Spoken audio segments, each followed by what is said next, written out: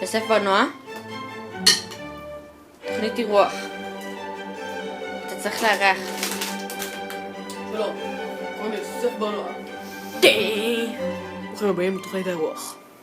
של יוסף בר-נוער, יו יו יו, זהו שיר נושא של תוכנית גרועה.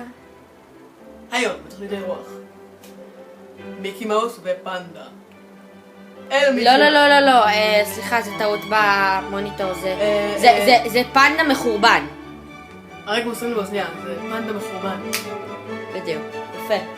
אוקיי, נתחיל עם מיקי מאוס. בחסות. בייגל לשטוחים. אבל מה עם מיקי מאוס? בייגל לשטוחים. אבל מיקי מאוס. הנה מיקי מאוס. אוקיי, הנה מיקי מאוס. מי עושה את הקולות של מיקי מאוס? אף אחד לא. אז זה מיקי מאוס. אוי, אני מיקי. שלום מיקי. כן, חשבתי. ספר לנו קצת על עצמך. אבל אני חשבתי. איפה לא, השירותים פה? לא, אבל איפה השירותים פה? אנחנו משלמים בכסף ולא בסמים. אבל חשבתי. אבל למה נראה לך באתי? כן. פנדה, קקי אחרת, קקי פנדה. מה? לא, זה פנדה אני חייב מחורבן. להזכיר שזה בחסות שטוחים, אבל בחסות שטוחים והניבה שלי. אוקיי? הנה פנדה מחורבן. תראה אותי, אני פנדה מחורבן, אני יכול לעוף. תראה, תעיף אותי, תראה אותי, אני עף, אני יכול לעוף, בלי לדעת לעוף, יש לי פיפי בגוף.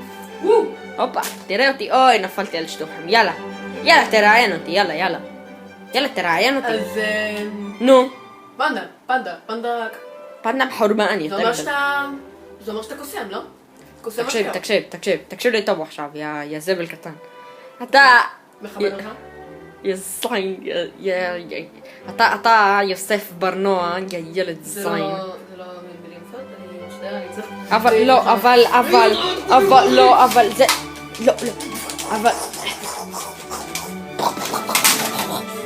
כן, אוקיי. זהו, סוף התוכנית אירוח, תודה שאתם, תודה, הנה העין שלי אהבה.